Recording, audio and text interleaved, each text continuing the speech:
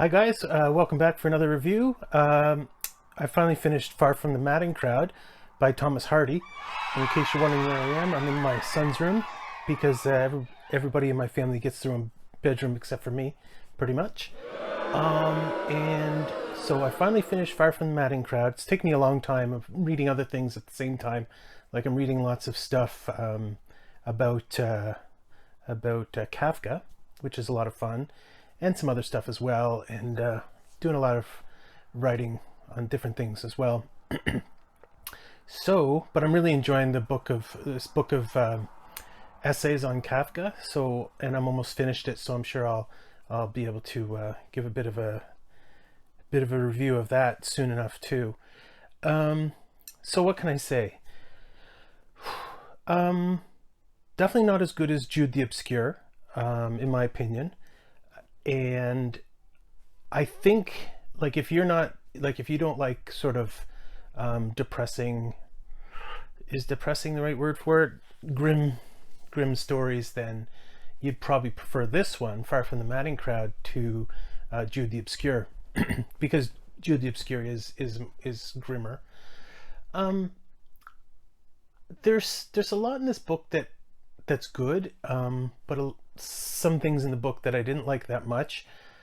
It starts off good, ends good. Some of the middle was kind of not all that exciting, not all that enjoyable. What can I say? So basically the main character is Bathsheba Everdene, and I think that's her last name. And basically the story is about her and three men. So these three different men ask her to marry her, and she rejects the first two because she's not in love with them, even though she likes them and respects them and all that stuff. But the last one is, whatever, the heartthrob or whatever. And he, of course, ends up being not the best of the characters. And so the whole thing, I mean, even, there's the ups and downs and all that stuff. And what's the moral of the story? I suppose if you had to pick a moral of the story, it's that passion is probably not the best way to choose a partner. Just passion. Because right away the flaws of the man she does marry become evident right away. And in the end, the best choice would have been the first guy. Okay, so without too many spoilers or whatever, number 2 and number 3 turn out to have huge defects. But they're two very different kinds of defects. And the first guy who asked her to marry him, turns out to be the best guy. So I decided to read this book because I liked the title. The title I misinterpreted the title, and that's why I chose it. So I might have chosen another one of Hardy's books to read had I known what this title meant. So I thought Madding was a place. So I had it in mind that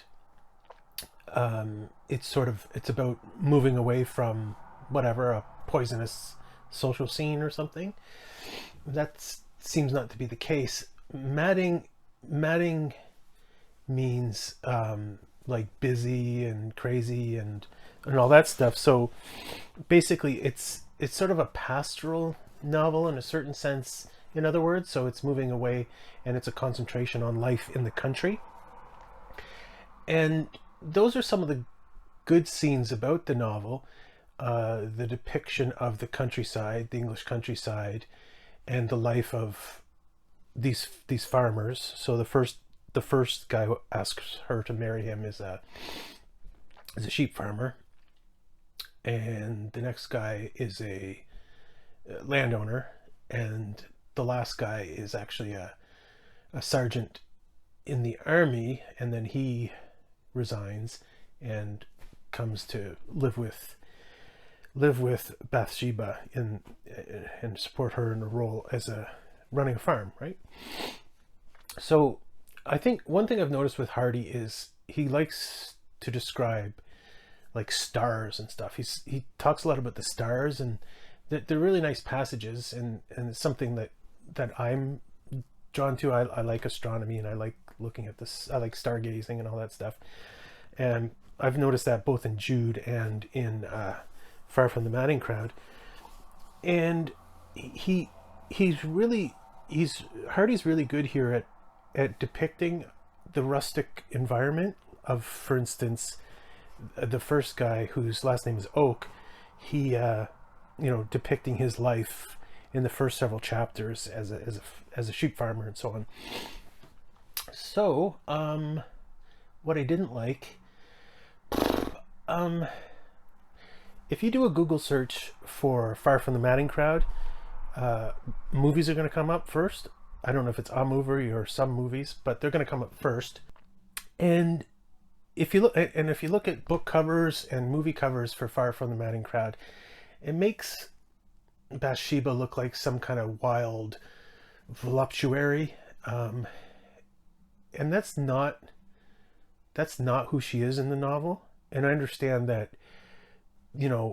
to mass market this book, you gotta kind of sex it up, but that's not faithful to the character of Bathsheba. And it's funny that the name Bathsheba certainly has connotations of seduction and all that stuff, because in the Old Testament, Bathsheba, King David spies Bathsheba bathing and all that stuff, and it gets him into a lot of trouble. He ends up marrying Bathsheba, but anyway, it's not a good thing. So that's not the character of Bathsheba. Bathsheba is notable, not remarkable, but notable because she wants to marry for love. Originally, Oak is a prosperous sheep farmer, and the next guy, he's a prosperous landowner, and the third guy is actually the poorest of the three, the sergeant, and she ends up choosing him. So there's a bit of a social commentary here or whatever, but he ends up being the loser, the biggest loser of the three. So there's a bit of social commentary in the sense that Bathsheba's a bit of a romantic, but let's not exaggerate. It's not overblown, it's not exaggerated. She's actually a fairly sensible, practical woman. She's 99% practical, except for this one thing. She needs to marry for love. So there you have it. I don't know what to give this book out of 10 amongst classics. I don't know. It's not the best, and it's probably not a book I'll ever read again. I don't suspect, unless I write a book on Hardy, which I don't suspect I'll ever do.